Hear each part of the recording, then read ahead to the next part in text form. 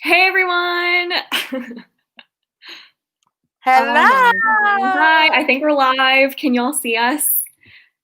I'm waiting for confirmation. Team Cat may go home now. That's the first comment I see. Hey, Okay, Star. awesome. Okay, I got confirmation from Alan, so Woo! there we go. Okay, hi Oh, everybody. Welcome to the Shelf Space Book Club live show for the month of September, where we have our guest host, Jessi from The Bookish Mom, and our book that we are talking about today is Rage of Dragons by Evan Winter. Oh boy, we've got a lot to say on this one. So before we get started though, Jessi, why don't you introduce yourself, talk about your channel, and give us your top 3 favorite sci-fi or fantasy books. all right. Well, I am Jessi and I run The Bookish Mom. I also run a mom blog called The Coffee Mom. My favorite like sci-fi fantasy books are definitely the Mistborn series. Really anything Sanderson you can throw at me and I'm gonna be like, I'm gonna eat Yes. it. The fifth season by N.K. Jemisin, which also seems to be pretty divisive Yes. amongst us. And I'm really loving Stormlight Archives. Oh my God. But I've had to pick another like non-Sanderson. I know. It's hard. I know, I'm like just Sanderson. I also really like the Poppy War. We're going with Poppy Yes. War. R.F. Kuang. Like Yes, I'm I love ready it. for it. Awesome. Well, thank you again, Jessi, for being the guest host this month. So I'm seeing everybody in the chat. Thank you all so much for joining. If you are not a part of our Discord, we have very divisive opinions on this book. And it's going to be really interesting today because I know that we have different opinions on this book. I know a lot of people in the chat are going to have different opinions on this book. There we go. So I think this is going to be a long one. I think so. To talk about. A fun one. Alan say a house divided. That is what Shelf Space is for this month. But before we get into the spoiler discussion, Jessi, I'm going to have you talk about your spoiler-free review and what rating you gave the book. So I gave it a like 3.75, like kind of rounded up to a 4. I liked it. Yes. I didn't love it as much as a lot of people, but I definitely liked it. And we'll be reading the second one. Awesome. While I didn't think the characters were the best, I just loved where the story went. The end of it saved it for me. Like that ending just excited me and made me want to know more. So I love that it finally progressed and I was like, all right, I'm in, I'm sucked in now. Like, let's do this. And then it ended. Awesome. And everybody sound off in the comments with your ratings, what you gave the book. So cute. We might get bombed a few times by little people. I love it. I love it so much. So let us know what you gave the book, what rating. I gave this book a 2-star. I did not like it. And for people who aren't a part of our Discord or are a part of it, but just kind of didn't see this whole chat going on that we were having while discussing Rage of Dragons, because we're such a house divided at Shelf Space, I think Alan once referenced us as having a civil war within Shelf Space. And that turned into a reference of Avengers Civil War. So now everybody's picking a side. You're either Team Iron Man, if you enjoyed this book, had positive feelings about it. You are Jessi. We're Team Iron Man. Team Jessi. If you liked it, you're Team Iron Man. And if you did not like it and you're on my team, you're Captain America. So if you enjoyed it, let me know. Your Team Cap, so you can sound off with whatever you are. And if you didn't like it, and you're Team Captain America with me, then let me know that. So yes, 3.5 stars or above. You're Iron Man. You're Iron Man. So if you see references to that, that's what that means for anyone who didn't already get clued in on that. We're the Jessi's divided right now. Jessi's divided, yes. So I'm seeing a lot of crazy ranges with the star ratings, and I'm just like shocked that this book is so divisive. So Abby gave it 2 Abby stars. loved it. Okay, Abby, you finally rated it 2 stars, just like me. Stacy, you loved it, 4.5. I know Joanna loved it, 5 stars. Ashley loved it, 5 stars. Books with V gave it 3 stars. I'm surprised you're Team Iron Man, V. Anyways. Sam, DNF. Michael, 2 stars. This is all over the place, you guys. 4 stars, 2.5, 5. Wow. So you can see how this book has a lot of different reactions, and I think there's a lot of reasons why. So now that, or I guess I haven't talked about my spoiler-free review, why I didn't like it as much. The characters for me really just didn't hit. I just really, really didn't enjoy Tao. And then I will say that the writing style just didn't connect for me. Uh-oh, we lost Jessi. Uh-oh. Oh, no. Well, if you can still see me, I'll keep talking.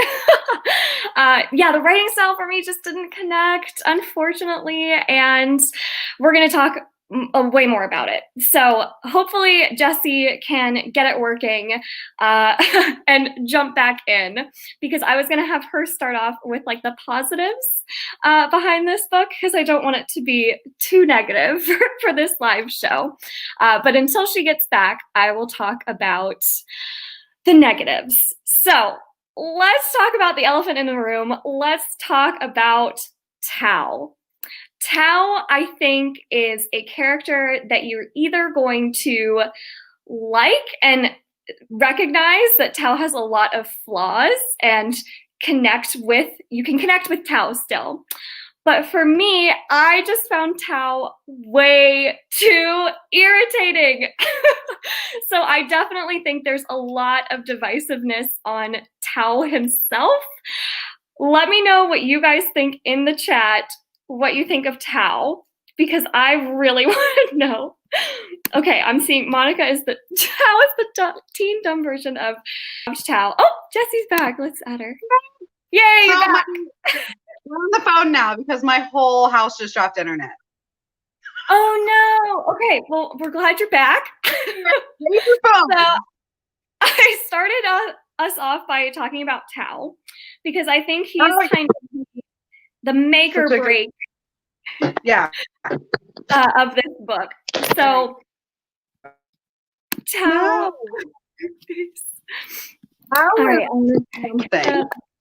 Tao is kind of a no-depth character for me, honestly. Yes. Tao as a character didn't do it for me. Tao is the worst. Tao is the human equivalent of the 6th season of Gilmore Girls. Oh my god. Tao is a kid in the book, so I think it fits for his character. I actually that I didn't love Tao. You loved Tao? I didn't love him. I still loved him, but I didn't love him. I thought he was an idiot, and I wanted more character growth out of him. Like, I wanted to get more. I wanted to, like, lose the, like, just about you killed my father, prepare to die. And I wanted it to get to, like, something bigger.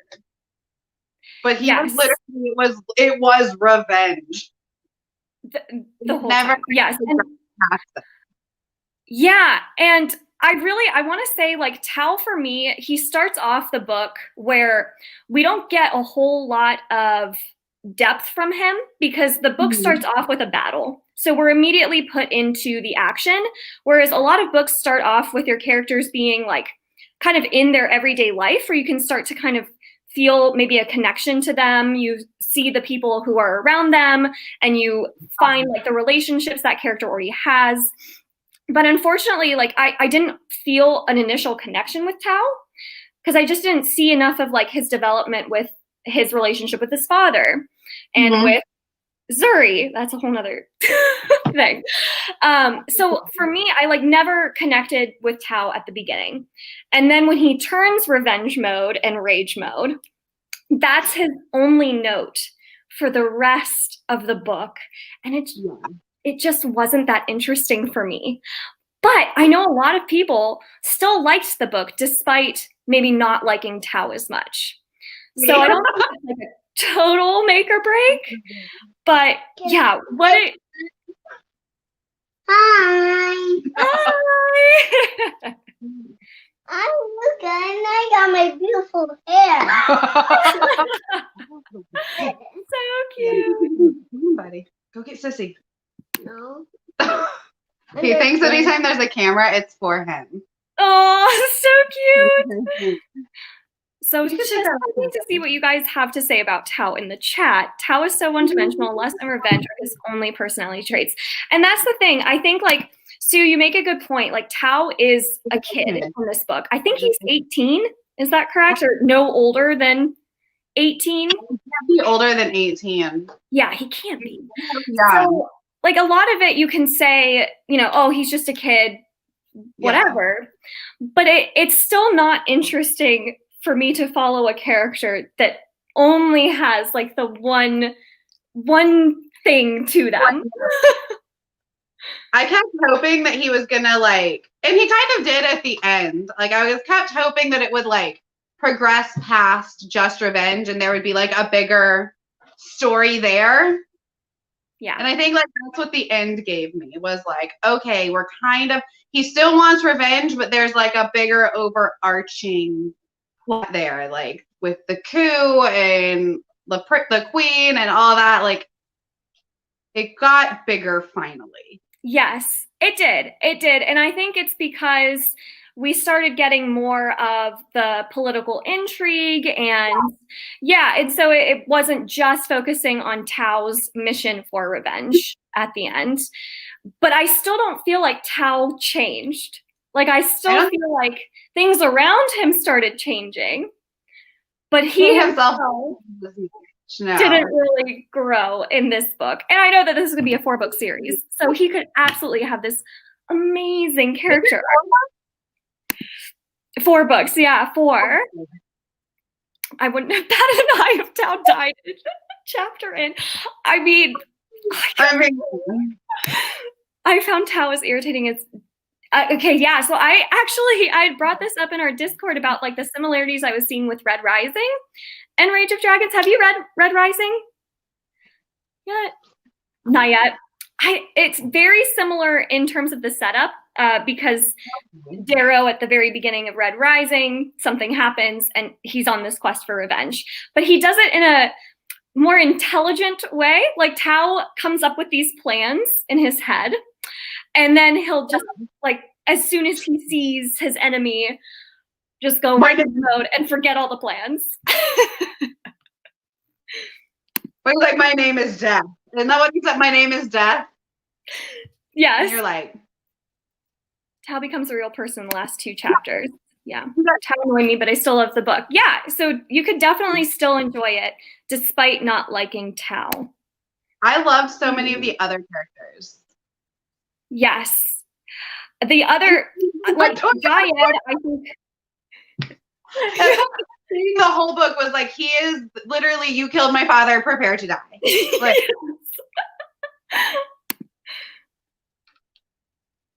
okay, if I were to view this analytically in categories, I probably would have rated it a little bit lower, but it's based on how you feel. Yeah, I mean, that's the thing. Like, if you enjoyed it and had a good time with it, that's so awesome. I don't know. It's like, was it like, it wasn't the greatest, but I had fun with it. Like, yeah, I can see that. For some reason, I thought on the outstart that it was men turning into dragons and women control it and then turn into the dragons. Like, this was in my head the whole time. I don't know where I heard that or got that assumption. Yeah. But I love that. I mean, that would have been really interesting. Like, I wanted him to turn into a dragon. Yeah. That would have been interesting. I gotta say, that would have been very interesting. So Charmaine brings up a really good point here. I think it's unfair to expect a kid to just get over the death of his father. Grief does crazy things to you, and that's absolutely true. I think Evan Winter his intent behind Tao's character. I can totally see what he was trying to do. It was this complete, like, grief just clouded his mind and his judgment, and that was what drove him this whole book. Yeah. Problem I have, the problem I have with this is kind of what I was talking about towards the beginning, where I didn't feel the connection between Tao and any of the other people in his life. Like, I didn't sense this relationship develop between, and it didn't have to develop because they're father-son, but I didn't see a lot of the relationship between Tao and his father. So I didn't really feel this like emotional investment in their, oh, I'm going to add Jessi back in. Yay, I'm back. Yay, the good internet's back. Yay. So I didn't feel this emotional investment in the father-son relationship. It felt much more detached for me. And so when his father died, I was like, that's sad, but like, I don't feel it. I don't feel it. So I do agree there. We didn't get enough of the dad, I don't think. Yeah. Like maybe even a chapter or more with him. I think I would have felt more for the dad. Yeah. I agree. Like, even just like a sweet, tender moment between them two that just shows you how close they are. But I didn't feel it. And so I just like, I could see that it was sad. Right. But I didn't feel any emotion from it.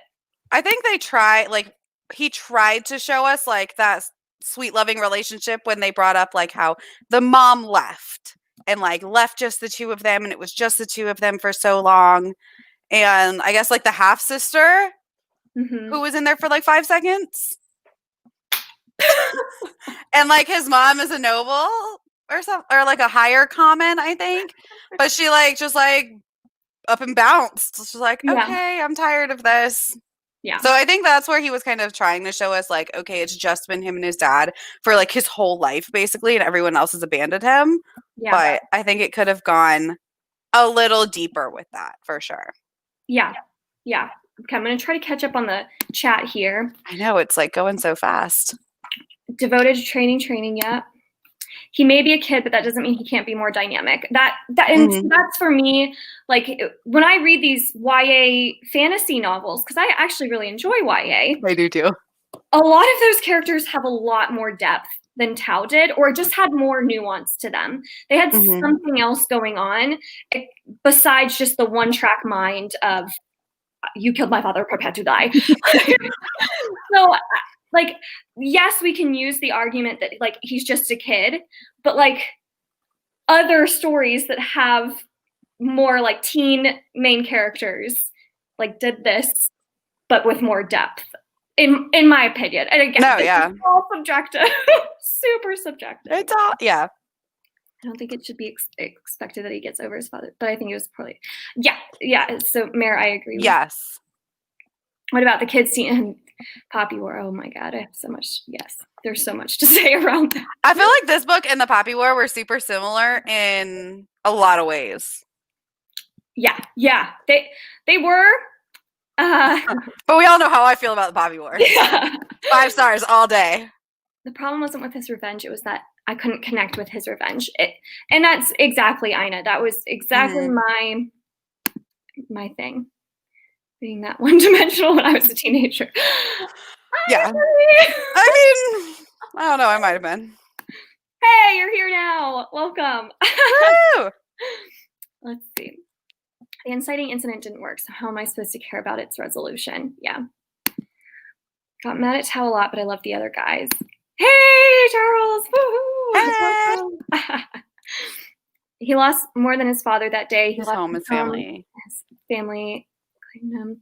Jabari, Missouri, she was now gifted.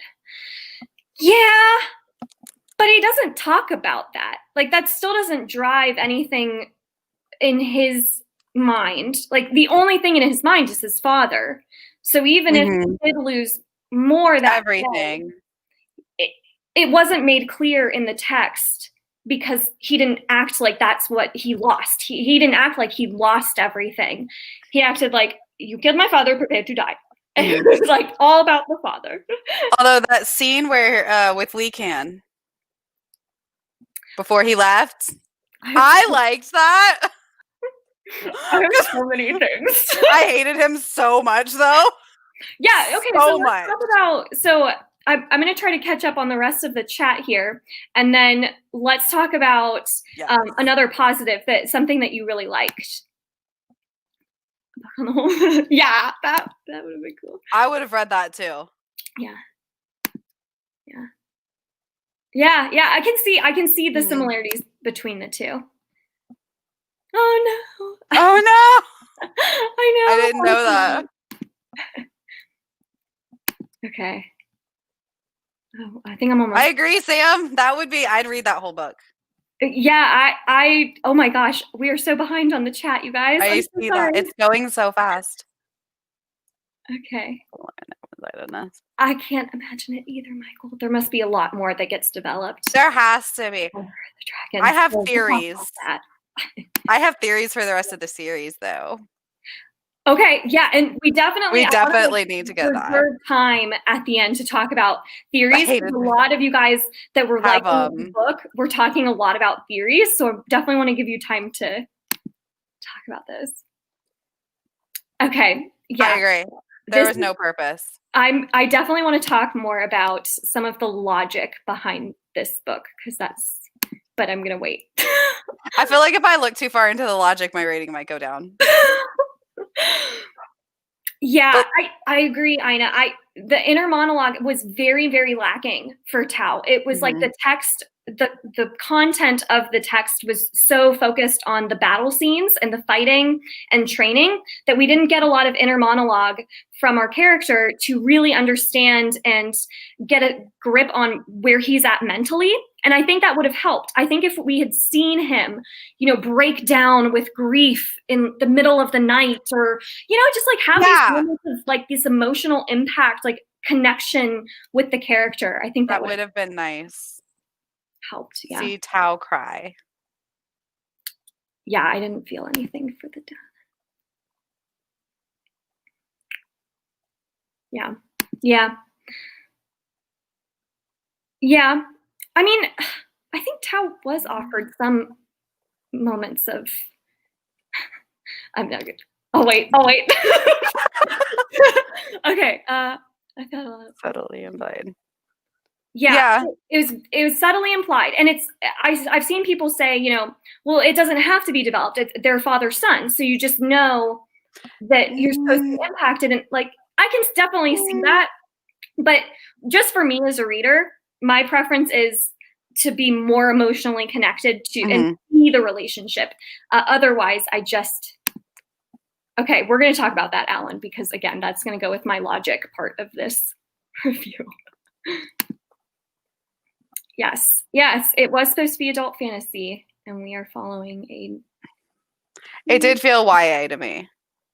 Just in a lot of it, a lot of the like tropiness, a lot of like typical YA tropes. I felt like. Yeah, and Jai, you said it exactly. I think his relationship with his father was implied. So I think it depends on you as a reader. If you don't mind, just kind of having those relationships implied, and you feel that connection even without seeing the stuff unfold on the page, I think that inciting incident would have worked for you. I just didn't feel it emotionally. Yes, definitely want to talk about that. That is definitely, yes. Okay. We're so far behind, so I'm so sorry if I missed your comment, but we're going to start talking about something else. Okay. I like keep wanting to like read you guys' comments. So Jessi, I know. Yes. Talk about something else, a positive for you. Like, what else did you absolutely love about this book? You mentioned that you weren't a huge fan of Tao, but still really enjoyed it. I really so I'm not like the biggest fan of Tao. Nope. But I liked the other guys in his scale so much. Udok, the big dude, like he just cracked me up. I liked him probably the most out of like the whole book. I liked Udok and like their whole just like camaraderie, that like found family-ness of it that it turned into. that I really enjoyed. Yeah. And I kind of wanted to see more of them. Yeah. Yeah. Because like they kind of saved Tao's, like Tao was definitely like big and bad and overpowered, but like the one, what is the leader guy's name? Their main, not Jayed, but like their other, the leader in the class. I think his name started with an H and I can't pronounce it. Do you mean Hadith? Yes. Yeah, he was. I liked him. I liked his like intelligence. Yeah, I agree. Yeah, so in the chat, what did you guys think of the side characters and of the scale that Tao was a part of? Did you also feel that connection to the side characters? Let's see. Give some more room to the chat here, since y'all are very, very enthusiastic about it. I love it. I'm team 5 stars. I was an idiot. Okay, but I like the character. It is. Yeah. Picked how meaningless. Yeah, I mean, it makes it make sense. It's like, oh, but they also showed that like super early in the book with the other guy and his family that they like sent away, and they're like, oh no, we'll just send them away, and then they're like, oh, we found them like dead off a cliff. Yeah, yeah. That death hit me harder than the dad's death. Like, yeah. I think this is a good point too. Charmaine, geez, just bringing all the good points. I know. I don't think grief has to be depicted in one way. Not everyone breaks down and cries. Some people do go cold. Totally. That's a really good point. So that's probably why you didn't see those moments that I was talking about earlier, like that emotional like breakdown or just those like moments in his head. I still think it would have been beneficial, even if he did go cold, to have more moments in his head. Mm-hmm. To, like really see his thinking and like see him like forming that plan that he always kind of broke when he saw people. So I do agree with that, though. I do. I just think as a reader, it's just not as interesting to read about that, the going cold. But that's total personal preference. I don't think Adelie needed a reason to kill Tao's father. The point was to show. Yeah. I mean, he was kind of a jerk. O'Dilly. He was just the worst. Yeah. The brothers are what keeps me coming back. Same. Okay. That's the character like arc that like kicked me, was like Udok and like the brothers, that scale. I just loved them. Yeah. I love the side characters. And Keelan, I see somebody said that I liked Keelan. Yeah, actually that was an interesting perspective. We were in his head for just a second, and it was really interesting. I wanted more of him. Realizing the social structure within the Omehi people. Yeah. I completely agree with this, Alan. I thought Jayed was most complex as well. I thought Keelan was pretty, if we'd have gotten more of his, I think he was kind of a complex character too. Yeah. Udok. I agree. Yeah. I agree with that. Side character seemed more interesting than the main character. Yeah, I think the side characters, it sounds like a lot of people really enjoyed that part of the book. That's awesome. Jabari was also an interesting character. Yeah. Tao's best swordsman, but terrible at strategy. Not great teamwork. No. Agreed. He does put his sword in danger a couple times. Once or twice. Also really liked Kellen. Yep. See, I liked Kellen. He was... Yeah. I wanted more of him. Yes. Okay. So I agree that the side characters were more interesting than Tao. I did want more of them. Like you said, Jessi, that, I wanted more of their relationships being developed. I wanted more of a reason they would even like Tao. Yeah. I noticed that Tao didn't treat any of them like close friends. Like he really didn't. I think he had one moment with Udua. Yes. I'm so sorry if I can't pronounce that correctly. I can't either. He did have that one moment where he like hugged him after he got out of the hospital. After he almost killed him? Yeah, after he almost killed him. But I noticed like with characters like Hadith, because Hadith I was actually liking. Yeah. But I kept thinking, like, why does Hadith like Tao? Because Tao is like Tao's the worst. like not like a good sword brother to any. He's not. So I did want more of their development. I think that would have been really interesting. I see people comparing to Bridge 4. I can see that in a way, although I know why people love Kaladin, because like Kaladin's the best. But I can't compare Tal to Kaladin. Like I can't. Yes, I see why you're comparing to Bridge 4. I feel like Bridge 4 was developed a little bit more, but they also had a lot more time to be developed. Okay, so now kind of for another point that I wanted to bring up was the logic. Okay, Jai, I have to highlight. Thank you. Okay. I agree. Bridge 4 was much more developed. I can see why you would like compare them, though. I can completely understand why, but I can't compare Tao to Kaladin. No. Okay. My sweet, sweet summer child. Oh, thank you, Michael. Uduak. Thank you. So another thing that kind of bothered me about this book was some of the logic in it. Okay, here we go, Monica. Yes. Did this book have any logic? So nope. The first thing I noticed in this book that started to kind of rub me the wrong way personally was the idea that lessers helped train the nobles in sparring sessions, but they weren't allowed to spar back. Like if they fought back, then they got punished. And that's kind of what resulted in Tao's father being killed, was Tao hitting back. That to me didn't make a whole lot of sense. And I'm sure that people can definitely justify the reasoning behind the nobles versus the lessers and having the sparring sessions, but it just doesn't make a whole lot of sense to me to have lessers sparring with nobles if they're not allowed to spar back. I was like, why is this it? I thought that was strange too, and I'm like, but he fought with Jabari all the time. Like I don't, and he hit like it showed like he like hit back with Jabari. Like they gave it full force. Yeah, and maybe I like missed it because I was still trying to get a wrap around, some of the wording that was used. Like I know that there was a lot of words that were used that were inspired by the African languages, like Zulu. I know was used in this. So maybe it was because I was just trying to get my head wrapped around a lot of that world building aspect, and so I missed it. But that just didn't make a whole lot of sense to me.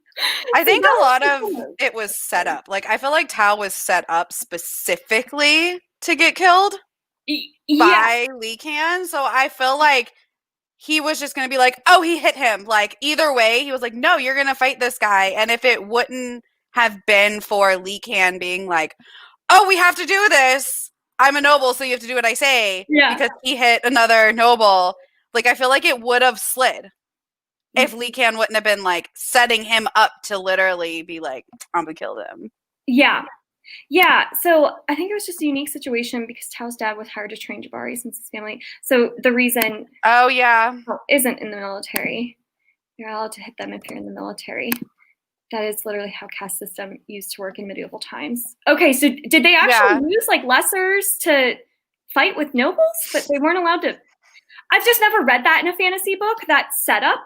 So I was just very thrown off, and maybe that really is historically accurate, but training dummies, which again, like I see it, but like just in my brain, I was like, that doesn't make sense. How are those get better at sparring if the lessers are just supposed to be these stuff? Anyways, I definitely think that was a very like small thing, but it was just like, that doesn't make sense. So that kind of like set it up where the inciting incident didn't have as much impact because I was just a little confused.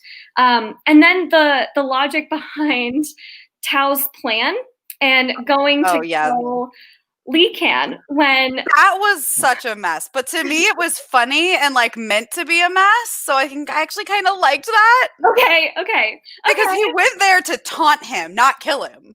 Yeah. But like he didn't think it through. Like he was just in this like mode of like angry child where he's like, I'm not gonna kill you.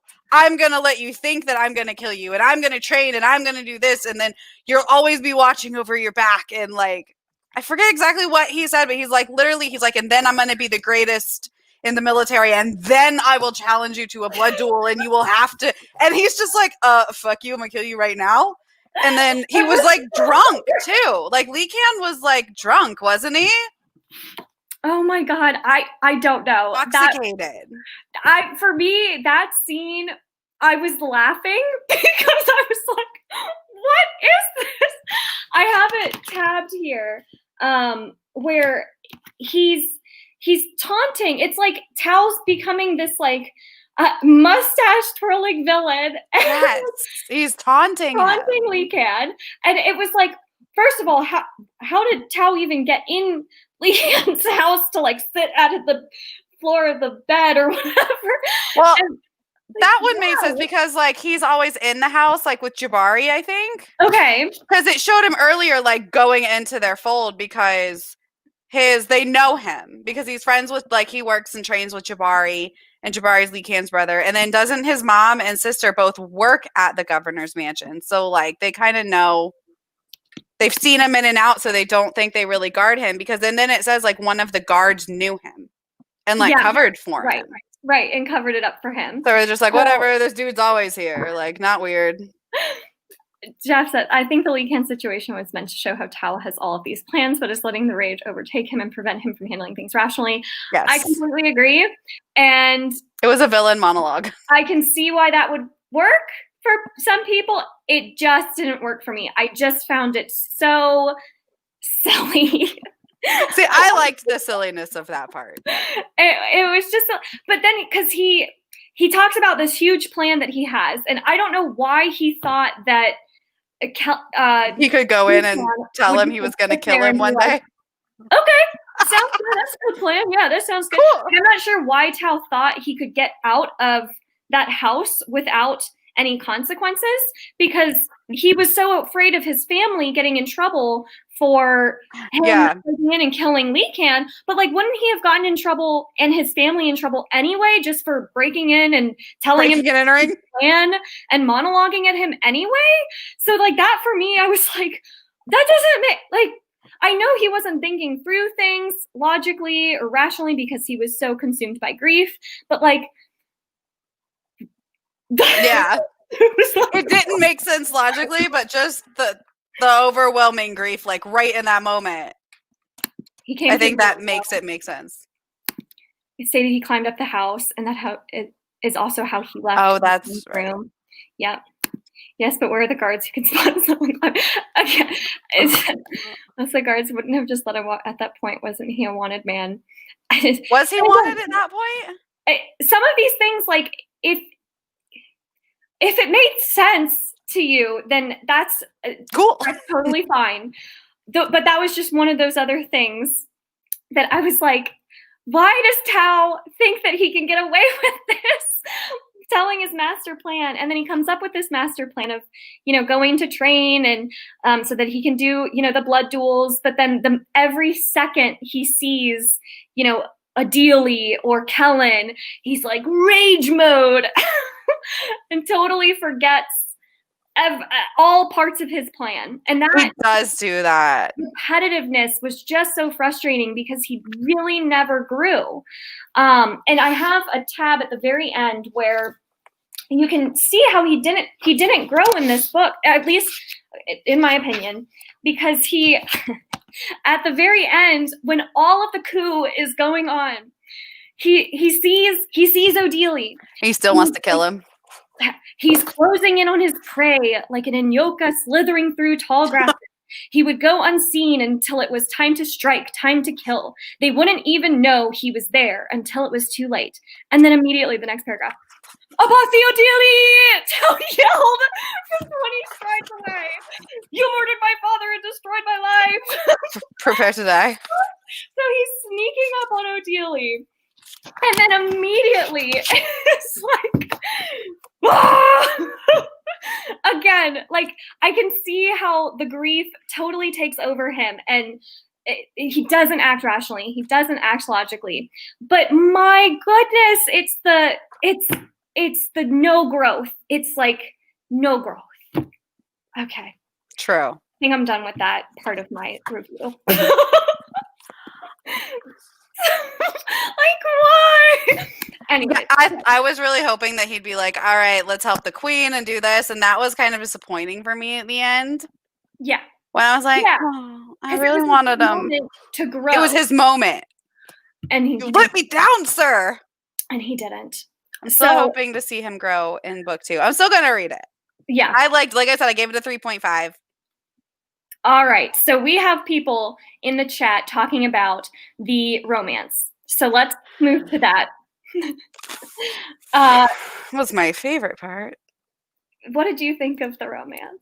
Okay, so I think it had a lot of potential if we'd have been in Zuri's head more.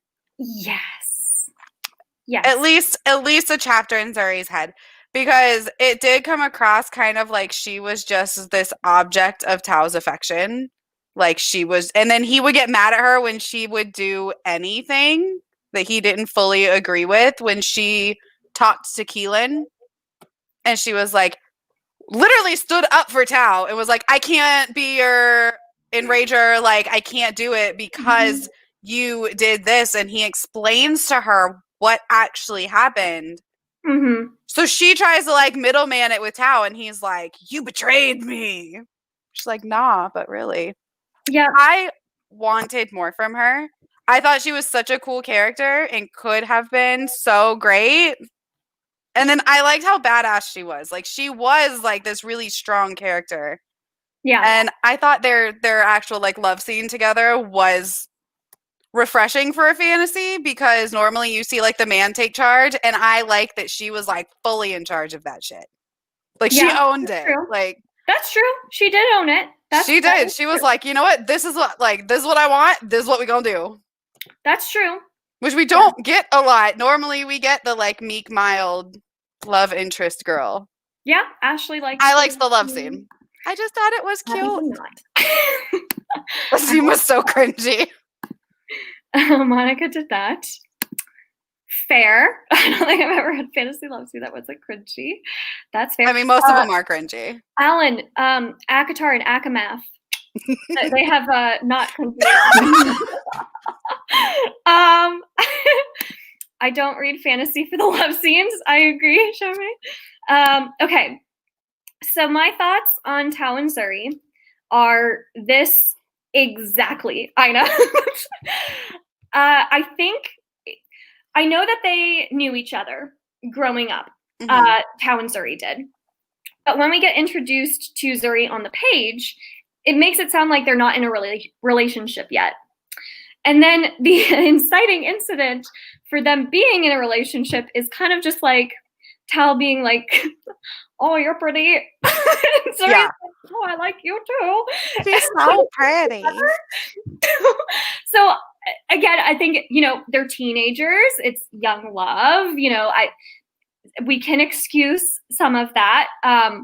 But it did feel like I didn't understand why Zuri liked Tao, because we never, again, I think it would have been beneficial for her to be in her head.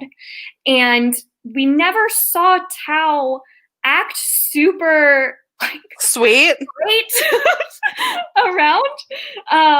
And it felt like Zuri was a way for Evan Winter to just dump on you how the magic system works. And once she had served that purpose, she died. Basically, she just died. I mean, her sacrifice, I liked that aspect, like her ultimate sacrifice. Yeah. I like when characters make sacrifices of their lives and stay dead. Which I am glad that they weren't like, oh, she didn't really die, or like they had a way to bring her back or whatever. Like that would have like dropped my rating a lot.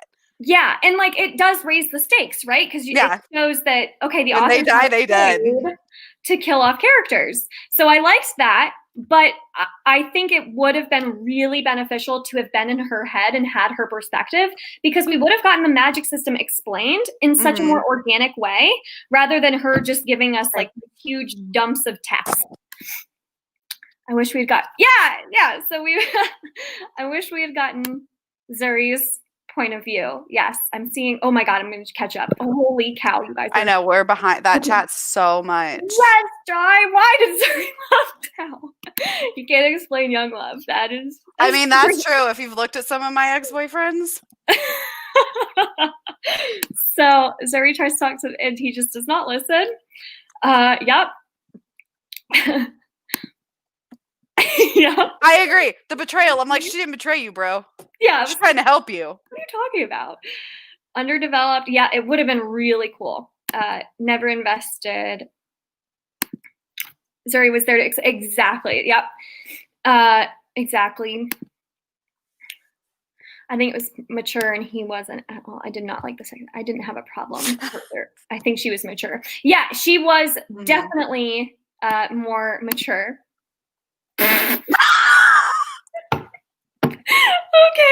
Okay. Oh, Alan. So fun. Excited and Agatar in the same sentence. For anyone who isn't aware, Alan had a challenge video where his punishment was that he had to read A Court of Thorns and Roses by Sarah J. Maas next month. And he can't read the final book in the Great Coats series. Until he finishes it, right? Hopefully he'll have some more challenges. Okay. I didn't have a problem. Oh, okay. That we already went through that. Yeah, they were young kids. Where am I at? Oh my god. I don't know. Most of my dated assholes, so I guess Zuri was like. I mean, same. Yeah, I mean. I relate to that. I guess we don't need a reason for her to like Tao. I just would have liked one. I think it was refreshing not to have a general coming of age trope. Yeah. And again, I think if you felt the raw rage and you liked it. Yeah. Yes, that's awesome. Then it definitely would have been the book for you. I just don't love, and it's interesting because I know that a lot of people do compare this to the Poppy War because of you're following more unlikable type characters, like Rin from the Poppy War is not the most likable human being, and Tao from Rage of Dragons is similar, where he's not maybe the most likable human being, but you could argue that they're interesting characters. For me, again, I think it has to do with the lack of emotion that I felt in the text. The Poppy War for me worked because I really felt the emotions just through Rin and her experiences. And she went through way more. Agreed. So, yes, like I found Rin complex and I found Tao very, very simple. He's a very simple character. He has one motivation. We all know what it is, and that's pretty much it. Yeah, so Joanna, you didn't like Rin, but think her character's more complex. I definitely think, if you have to like your characters as human beings, I don't even know if Rage of Dragons or Poppy War would be for you, but probably not. Poppy War here. I agree with V. What she said about Zuri fell in love with Tao before he became who he is now. Like she held on to that. I wish we could have seen who Tao was. I wish we could have seen that though. Yeah, but I agree. Like that makes perfect sense. Like the relationship actually makes sense on a young emotional level. They grew up together. Mm-hmm. Yeah, and again, it did turn that way. I do think that, they knowing that they grew up together, the reader can assume that they've had feelings for each other. I just don't love that we have to assume it and we don't see it. Yeah. Okay, so let's talk about dragons. What? There were dragons? And what do you think of the magic system? So let's talk about the magic system. I thought the magic system was cool. That's one of the saving graces for me is I just liked how different it was. And the idea of like going into the realm of the demons and drawing your power that way, that I found fascinating. Yeah. The fact that it wasn't just like women that can harness the magic, like anyone can, but it was only the women that could shroud themselves basically from the demons and keep from getting attacked. I like when magic has a cost. Yeah. I don't like when you can just be like, I can just do magic. And it like has no cost of it. Like, I like when it hurts you or when there's like this real like big effect from actually doing magic in a world. Yeah. I agree. I completely agree. I thought the magic system had a lot of potential. I liked the idea of drawing power from the realm, like you said. I liked that there was a cost to it for the women who were drawing power from it. The issue I had with it was the way Tao was able to utilize it with no consequences. I think the consequences for him were like, well, you just kind of felt kind of tired afterwards. And yeah, I don't think it explained enough about his consequences because I feel like he did, like he was seeing the demons in the real world and it was like making him kind of his mind break. And I guess like other people, like it does make their mind break, but he just powered through it, I guess, and better than some other people. Yeah, I thought we would explain more of the consequences and him kind of slowly going crazy. And I do think maybe there were a couple moments, but it overall, he had no consequences for dying over and over again. Thousands of times. You would think that would have some. He did die a lot. I feel like he could have shown the consequences more, but I did feel like Evan Winters tried with that, was showing like where he was not sleeping. He like wasn't sleeping nearly as much as he should have. Yeah. But it didn't like really, it was like a line. And you're like, oh. Yep. Winter broke his own system. Yeah. Yeah. Yeah. And that's my kind of gripe with it. It was like it was kind of a cheap way out, in my opinion, of having him be able to level up so quickly compared to his peers, but not like sticking to what he had set as precedent and saying, you know, that people go crazy, and he just wasn't going crazy in that way. So I think that, you know, maybe that's going to be explored in more books. Yeah. I hope it is explored in book 2, because like I would like to see him kind of mentally break for a little while there. I'm mean to my characters. So this is interesting. I think he definitely had consequences for going to EC Hogo. That's true. He never drew he did. He never drew the power, and that was like a mess at the end.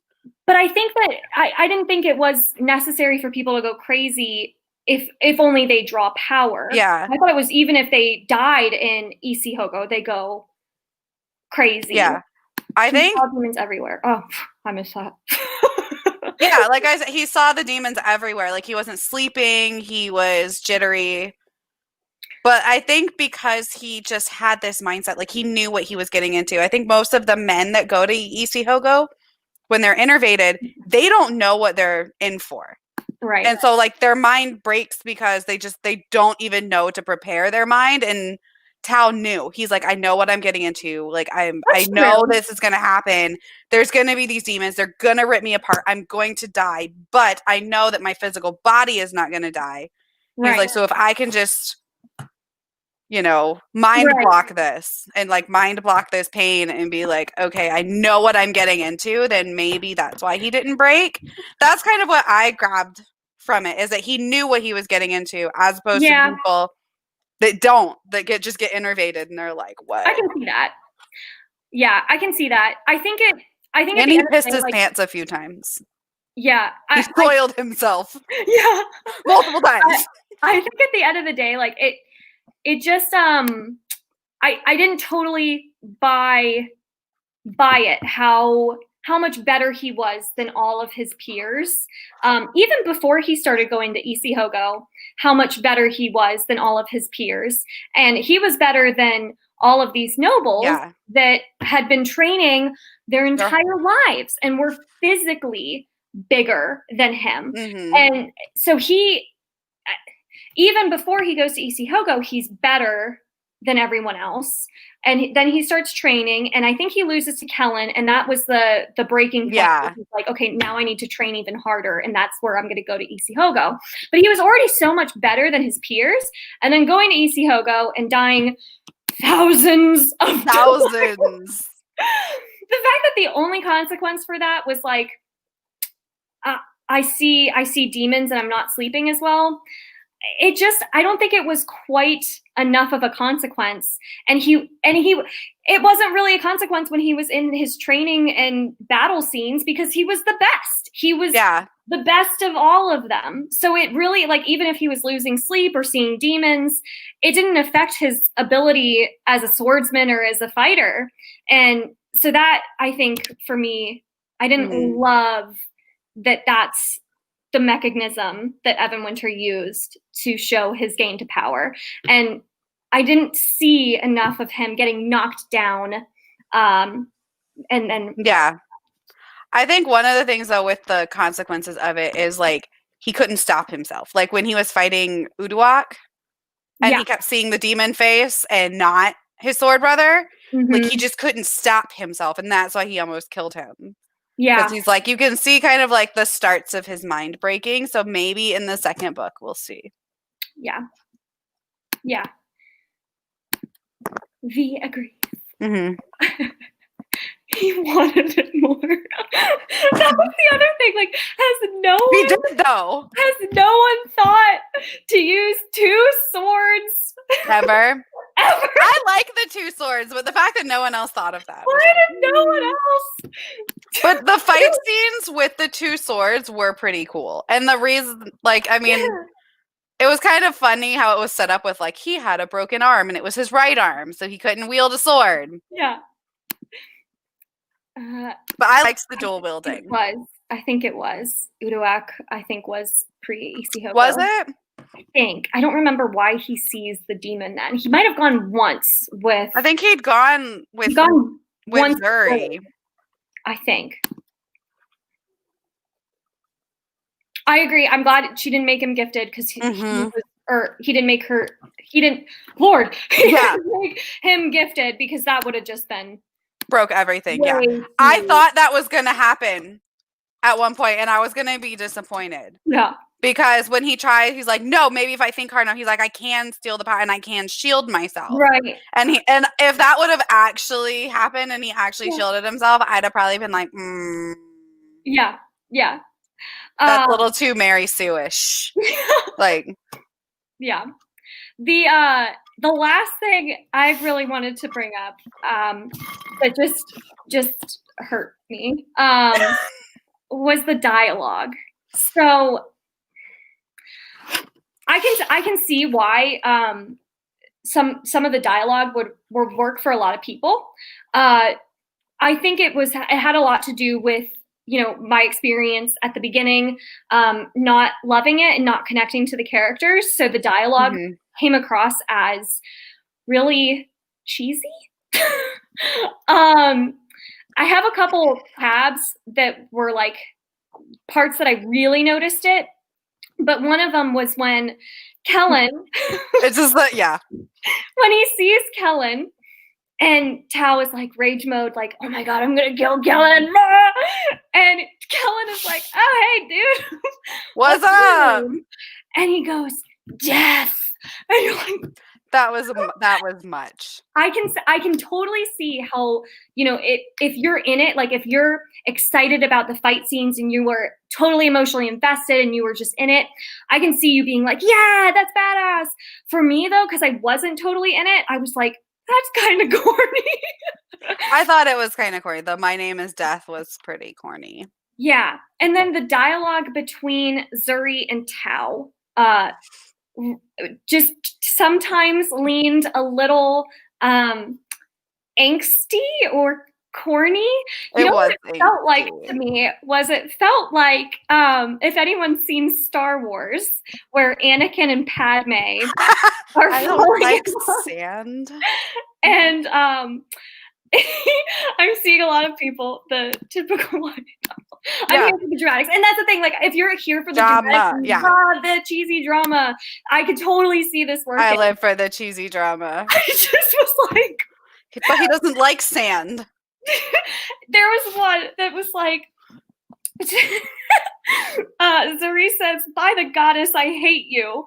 And Tao says, you have it wrong. And she says, what? And he says, dot, dot, dot. You do matter very much, more than, dot, dot, dot, almost anything. You matter more than anything. And she says, that's all you're going to say? That's it. And he's like, yes, no. I didn't want things to be this way. Like that kind of like dialogue, I was like, it sounds like I'm listening to Anakin and Padme in Star Wars, like talk. And I think, again, if you're here for it, if you're here for like the cheese and the drama and the dramatics, I think it could totally work. Just for me, because I just wasn't feeling the connection to it. I was like, oh, I think of you almost as much as my training. Yes, he says that on this same page, Alan. So, what every girl wants to hear. What a line. Anakin and Padme dialogue is literally the worst ever written. I mean, it's really cheesy, but that's kind of what this reminded me of. So, I don't know if anyone else felt that way, but that was something. They're awkward teenagers who haven't been in love before or in a relationship before. This is normal. I mean, think about when you were a teen. I totally get that. I totally get passing all of this off as they're teens. It's normal. It's young love. Yeah. This is an adult fantasy book. Like that. This is an adult I expect like more mature type of adult dialogue that I get in adult fantasy. Like if I wanted to read about awkward teenagers never being in love, I would read YA fantasy. And I definitely think there is some YA fantasy dialogue I think that is less cheesy than this. Yeah. So it's just like, I think it's because it was categorized as adult fantasy that I just wasn't expecting that kind of level of immaturity from the characters. But I can see how it's justified. It's coarse and rough. And it gets everywhere. I mean, it's true. It is true. I mean, sand kind of sucks. Oh my god. I said that to Christina and she looked at me weird. Funny. I'm glad that Zoe's not in game romance though. Like, obviously. Yeah. So I mean, yeah. I think it's because of being adult fantasy. I wish our characters had been older. I wish Evan Winter had made them older so that we could have gotten more mature character growth and dialogue. Anyways, I am glad that like Zuri's not in game romance though. Like we're not getting that childhood sweethearts in game. Yeah. Don't want why I pick up why. Telling the line. Fair. That is fair. If we ever have a new adult category, that is an official one, not one that we just all made up. Maybe I did it. But again, no, I did not. It's adult fantasy. So no, that's totally fair though. I mean, again, they're teenagers, so. But she dead now anyway. Yeah. So that's kind of my thoughts. And what the bigger things because of the sex scene didn't work for me. Yeah, it's true. That's true. I mean, they did it with ACOTAR. Was originally YA. Was YA. They marketed it as YA, and you're like, is this YA? An adult. If I would not give it to my 15, 16-year-old niece, it ain't YA. Yeah. So I had reserve time because I wanted to talk about theories now for book 2. For those of you who are going to be reading book 2, go ahead and talk theories. Just let me lead this discussion. So, does anyone else think that I have an issue with the fact that the people we're rooting for are literally the bad guys. Every single one of them. The Queen, Tao, every single one of them. They are the conquerors. They are the people that invaded this land that was already occupied by the Hindi. Yeah. And we're like supposed to be rooting for them to wipe out this other race of people and steal their land. Like that just felt a little strange to me. Yeah. I'm hoping that the conflict comes to like them going back to their original place where there were these unexplained other things that chase them out that we have no idea what they are yet. Like, that's what I need. Like, why are we all rooting for these people that literally conquered these other people? Yeah, that's a good point. And that brings up, like, it's a really interesting theme. No one's good. Because it is like, who's the good guy, and like, who am I supposed to be rooting for? Yeah. I liked our chapter in the head of the enraged, whatever they call themselves, Zadine. I don't know how to pronounce it. The Hindi. Mm-hmm. Yeah, they literally destroyed them with their magic, with their dragons that like destroyed their whole land. Yeah. Yeah. And their like baby dragon that they keep tied up. So sad. That was so sad. That was the saddest part of the I know. book. But dragons must have a super long lifespan because like they'd had him tied up for like 200 years and he was still a baby. Yeah. For sure. I could not imagine a 200-year-old baby. Just yeah. What do you guys think the big conflicts, the big twists and turns, if you do get multi-perspectives, what do you think they'll be? What are you expecting with book 2? What are you wanting to see? I'm not reading it, but if I were to read it, I would want some growth from Tao. I think we're going to get a love story between Tao and the Queen. I would agree with possible love triangle. Now we're going into YA territory though, because Keelan is in love with the Queen, right? Like, because Keelan has a thing for the Queen already. Youngling. Oh my god. He's a baby. Yeah, I hope. You'll have to let me know, Charmaine, because I would love to see like the real consequences. I bet that is going to come up later. That would be cool if you got the Queen point of view. Not revenge. Not revenge. Let's move past the revenge. Queen has but that doesn't mean they love them. That just means they have to like procreate. Mm-hmm. I want more you don't headspace. Not the younglings. You killed a youngling. Not the younglings, Anakin. Now it's like all Anakin bad. Okay. Yeah. I agree. I want like an enemy, like how everyone loves enemies to lovers.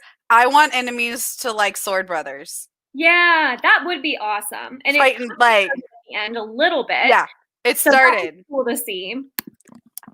And the fact that Keelan was like literally he's like, no, you need to be the Queen's champion. You're better than me, even though that's like all he ever wanted. Yeah. Yeah. He's just like this selfless cinnamon roll that you didn't know you needed. Yeah. I think men will learn to use magic. That would be interesting. Like this, that. Maybe those things are. Yeah. I want to know what the things that drove them off their land originally are. Same. Since Alan loves the younglings. Alex, yes, not the younglings. Prince point of view. That would be cool. That would be cool. Already. I see it too. Yeah, like that's gonna be a thing. I hate it so much. That would be perfect, right there. Those 4. If you guys will have to let me know if you get multi-perspectives, because I'd be very, very interested. The Queen is scared of Tao. I don't see any love there. Ooh, that would be interesting. Endgame, I'll be going home and fighting whatever drove them out. Ooh. Agreed. Alan, if I knew you were a huge, huge fan of the Star Wars prequels, I would have gotten you a little gift or something. That bromance. Yes. Let's get an Odelia point of view up. You guys think Odelia's going to last with Tao's hell-bent revenge? Is he going to be like a long-term character? He might be. Commits to not reading it.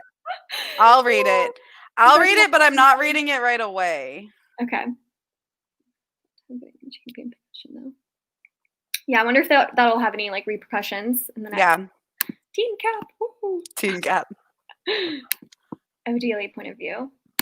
I just want more perspectives. I agree. I feel like that is the general consensus. I would have loved more perspectives in this one. If we had gotten Zuri, if we had gotten Kellen, if we had gotten Jayed. And all of those would have been really interesting. Even Hadith. I want to like Kellen because I didn't like him most of the book. Yeah, he's the one who like comes from a place of privilege and like hasn't. It sounds like he's kind of the opposite of Tao in that like, he hasn't had to work as hard. He hasn't had to like start from the bottom and make it all the way to the top. But wasn't his dad a traitor and like executed for being a traitor? That's true. So he has gone through some of that adversity. Yeah. We want Tao and Kellen to get alls. I haven't read it yet, but I haven't either, but I mean just the reference is probably funny. I don't think they will either. I don't want Tao to end up with anybody. I don't need endgame love stories in books. I don't. To find happiness within himself. He needs to be happy with Tao. No, he needs to die. He needs to self-sacrifice at the end of the 4th book. He needs to turn into a dragon. Yeah. She's scared of him, happy to throw out other customs, and he's grieving. Yeah. Yeah, I don't know that I'd root for. Yeah, like you. I wouldn't root for it, but I think it's going to happen. At least in a little. Become successful in the military. Yeah, I think Hadith was probably one of the strongest characters along with Jayed. I would have loved to have seen more of them. I think we'll explore more of the crossbreeding between lessers and nobles too. Yeah. Yeah. I don't want it anymore. It's the response to anything. Oh my god. Tao and Odelia love story. That would be, if that happened, I would read the 2nd book. So you will have that would just like completely flip the script. Like, yeah. I mean, we all knew that Zuri was going to die the moment she's had sex with him. I've seen a couple people say that, Joanna, that the single point of view worked for them. Because it was a lot of action. It was very fast paced. So if we had gotten multi perspectives, maybe it would have slowed down that pace quite a lot. So that's true. Well, cool. I mean, Jessi, do you have anything else you wanted to add? No, I mean, I felt like the book was a lot of setup. So that's, I think, why I'm more excited to read the 2nd one. Yeah. Although I have this feeling that like maybe we could have smushed the 1st and 2nd book together. Because I feel like the training school didn't have to be so long. Like in the Poppy War, how you're like, you get training school and then boom, we're in war. Yeah. Yeah. Like I kind of wanted that. Like I wanted the whole last half of the book to be like real stakes. Yeah. Yes, I did, Alex. I did not enjoy this book. I'm sorry. I like learning things as Tao learned them. That's true. Like you get to really feel like you're in it with the character that way. How powerful the queen is since she's hiding her powers. I really like the training. So yeah, if you like the training sequences, this is the book for you. Yes, we're talking 2nd book theories, Stacey. Yes. If you have any, drop it below. And as a last request for everyone who's still with us, whose side are you on? Team Captain America or Team Iron Man? Drop it in the comments. The irony is that in actually the Civil War movie, I'm totally Team Cap. But you know, whatever. I just thought that Tony Stark was wrong, but we're gonna rock with it right now. Yeah. I knew Iron Man would win, you guys. Oh, look at Team Cap's getting. Ability. Team Cap. Woo! I'm seeing Team Caps. Okay. There's lots of Team Caps. Blow us out of the water. Right. Okay, so we really are a house divided. It was almost like, I think there's a little bit more Iron Mans, but Cap is just all right. That's America's ass. Oh, and then Stacey got in her theory. I think yes. The power of invisibility. Ooh. Oh, like how they can multiply and stuff too. That's so cool. And he just disappeared, and Tao was like, "How did you not see him?" Yeah, yeah. I didn't even think about that. I like how the Hindi can like multiply themselves. Oh, my heart breaks every time I think All right. Well, that was so much fun. That was fun. I'm so happy that a lot of you did end up enjoying this. I am super happy that this was the pick for this month because it clearly sparked so much discussion. I think that this has been the most discussion we've had about any book. It's really awesome. So I'm super glad, even if I didn't love the book, I'm super glad it was the pick this month. So hopefully you all had fun with it, even if you didn't love it. And then next month, as a reminder, we are doing Leviathan Wakes by James and Tori. Woohoo! So excited. So excited. And the guest host is going to be Tori Morrow. So I will leave her channel link down below. And Jessi's channel will be linked down below as well. And then we'll see you all next month. I'll see you guys in the Discord. What am I talking about? Same. Like, we'll just be there hanging out. So thanks you all so much for joining, and have a great rest of your day. Thank you, Jessi, so much. Thank you for having me. Bye, guys. Bye.